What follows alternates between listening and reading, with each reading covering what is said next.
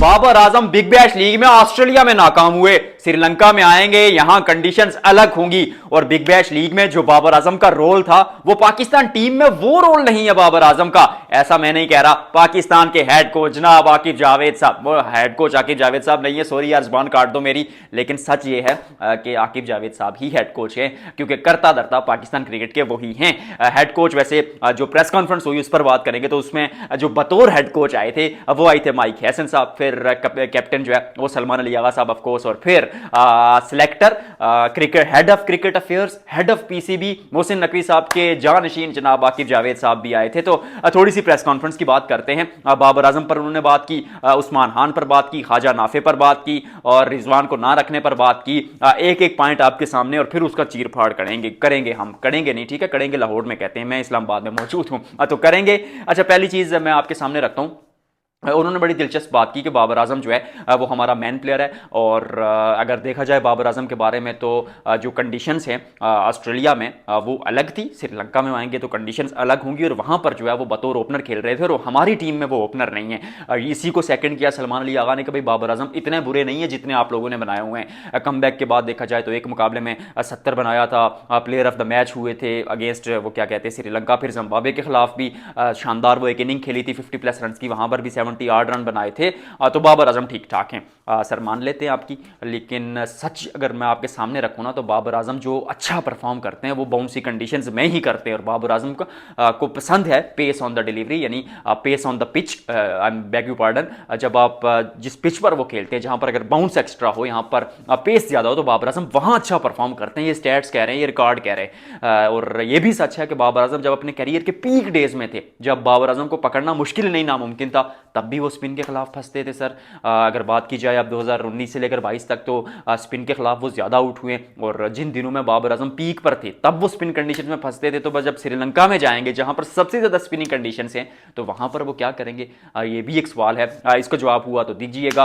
उस्मान खान के बारे में उन्होंने कहा कि उस्मान खान जो है एक्सेप्शनल विकेट कीपर हैं, मतलब विकेट कीपिंग स्किल उनकी लाजवाब है, और जब से वो कमबैक करके आए हैं वो 3 दफा नॉट आउट गए हैं और स्पिन को अच्छा खेलते हैं। सर स्पिन को अच्छा खेलते हैं तो फिर एशिया कप में आप उनको साथ क्यों नहीं लेकर गए थे? वहां पर तो आपने मोहम्मद हारिस को पे दर पे फेल होने के बाद भी कंप्लीटली बैक किया, वहां पर तो आप नहीं खिलाते जनाब, क्या नाम है इनका, उस्मान खान का। लेकिन फिर अचानक जब एशिया कप में आपकी टीम जो है वो फ्लॉप होती है, फ्लॉप तो नहीं, ठीक ठाक परफॉर्मेंस थी मेरे नजदीक उस नई टीम की, लेकिन जब वो फाइनल हारते हैं तो फिर आपको याद आता है कि नहीं भाई हारिस सही नहीं है, इसको निकालो, उस्मान खान को वापस लेके आओ। और रिजवान को आप निकाल देते हैं, इसी चैनल पर वीडियो पड़ी हुई है, रिजवान को आपने क्यों निकाला माइक हैसन साहब? क्योंकि वो इस्लामी आदमी, आप माने ना माने पूरी दुनिया खिलाफ हो जाए, मैं इस बात पे खड़ा रहूंगा, क्योंकि भाई की स्टोरी है, खबरी की स्टोरी है, और नहीं चाहते थे माइक हैसन साहब कि एक इस्लामी आदमी जो है ना आपकी टीम को जो रिलीजियसली चीज़ों को फॉलो करता है वो लेकर जाए। वीडियो देखिएगा आपको मालूम पड़ जाएगा, ज़्यादा डिटेल में नहीं जाऊंगा। और खैर उस्मान खान को आपने रखा, I am happy with him, क्योंकि स्पिन को टू बी वेरी ऑनेस्ट ठीक ठाक खेल लेते हैं। और चौथे पांचवें नंबर पर आप रिजवान के बारे में सोचें तो फिर जितना बुरा रिजवान खेलते हैं एक दिन अगले दिन उस्मान खान उससे बुरा खेल जाते हैं, और फिर जितना बुरा उस्मान खान उस अगले दिन खेलते हैं उससे अगले दिन रिजवान उससे बुरा खेल लेते हैं। तो मतलब कोई भी होता, फर्क नहीं पड़ना था नंबर 4-5 पर। और रिजवान के लिए टू बी वेरी ऑनेस्ट अच्छा है, क्योंकि वो बतौर ओपनर ज़्यादा अच्छा परफॉर्म करते हैं। तो अब नंबर 3-4 पर उनके स्टैट्स बहुत साधारण, बहुत बुरे हैं। तो रिजवान के लिए एक मौका है कि वो डोमेस्टिक क्रिकेट में मेहनत करें, आगे ओडीआई वर्ल्ड कप आ रहा है उसके लिए खुद को तैयार करें, और Rizwan is a fighter, he can make a comeback. ये वीडियो का पार्ट सेव कर लीजिएगा। और उसके बाद आपने ख्वाजा नाफे पर बात की। ख्वाजा नाफे के बारे में आपने कहा कि भाई हम जो है wicket keeper, backup wicket keeper सोच रहे थे कि साहिबजादा फरहान को रखें, लेकिन फिर हमें डर लगा कि भाई साहिबजादा फरहान तो हमारा मेन प्लेयर है और फटीग एलिमेंट की वजह से उनको कहीं इंजरी हो गई तो फिर हम क्या करेंगे, इसलिए हमने ख्वाजा नाफे को रखा।